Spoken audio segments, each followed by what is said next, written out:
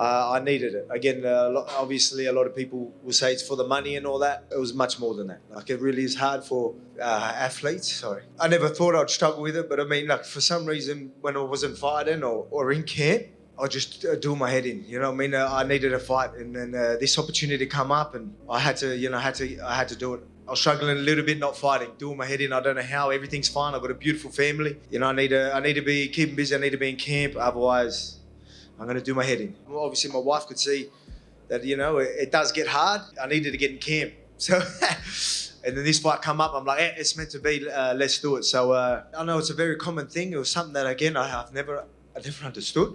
Yeah, I've never dealt with anything like that, to be honest. Yeah, I need to, like I said, I need to be busy. It's just, I think my main purpose, obviously, now is, family and fighting. And when I'm not fighting, I feel like, I'm not ticking all the boxes. I need to be ticking the boxes. To be honest, it's never really happened. Maybe it was just with the newborn and the surgery and that. Like, I need to train. I need to get into it. Again, it keeps me healthy. So, that needs to happen.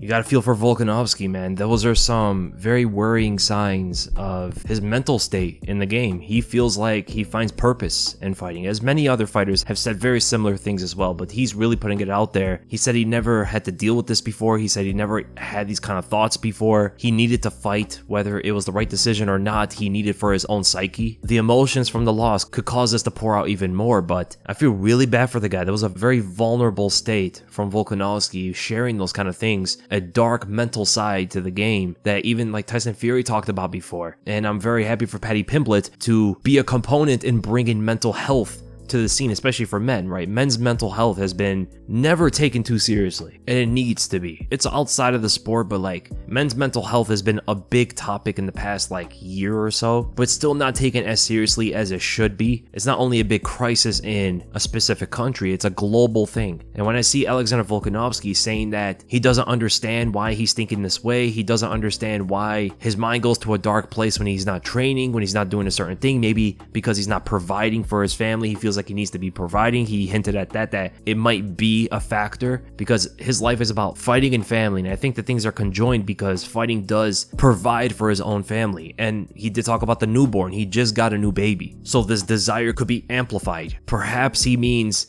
fighting gives him purpose not only for himself but for what he can do for his own family, as they're a big part of his life, of course. And this is not just a fighter thing. If that's what it is, if it's about whole provision, it's not just a fighter thing. That's generally a man's issue throughout all societies. And the fact that Volk doesn't understand what's happening to him, that is the issue right there, right? I really hope he can seek some kind of help because this could spiral down badly. If we talk about like his professional career, this could lead him to a state where maybe he needs to retire, but he doesn't because he finds purpose in fighting. He'll be 40 years old, still going on, getting knocked out here and there, getting concussed, and probably should be, the way Volkanovski is talking is telling me that he might be another example of an old fighter that should have retired. Not now, he's still very good, but that time is coming and it's probably coming pretty soon. The guy's 35 years old, been fighting some of the best fighters in the world. It accelerates your aging, especially getting knocked out the way he did against Islam, and now he wants to fight in January. This is what I'm talking about. He probably, for his own health, should not be fighting in January considering he just got KO'd. If he goes up against Ilia Topuria, a young, hungry knockout artist, things could go even worse for him. What if he gets knocked out in that fight and then he just wants to keep continuing? That's how his mind is at the game right now. He just needs to be training. You heard how many times he was saying that. The thought of not training and fighting is laughable to him. Like, no, he needs to do it. That is exactly what he's saying. He goes, no, I need to fight. I need to keep myself in training. He literally said it keeps him healthy. It reminds me a bit of Tony Ferguson. This whole mindset is perfect for fighting when you're in your prime, right? Tony Ferguson's mindset is a perfect mindset to be fighting in your prime. In my first ever video talking about Alexander Volkanovski, it was about his mindset. I really recommend you guys going back and checking that out. I'll leave in the description below. The guy has a perfect mindset for fighting when you're in your prime. It is a horrible mindset when it's time to retire, because you're going to keep yourself in the game way too long, and the damage that you take in this game could spill out into your own personal life. I don't want to talk about fighters' personal lives and stuff like that, but we did hear about the whole instance of Tony Ferguson before, right? Things can get very, very scary, and I really worry for these guys. I really hope they get the help they need. Volkanovski needs his family and friends and coaches around him more than ever. It's a very delicate thing because they don't want to talk him into retirement or something, right? They don't want to talk him into not being the beast that he is in the cage. That's the difficult part though. The way that he's thinking, constantly have to be in training, constantly have to fight. This is who I am.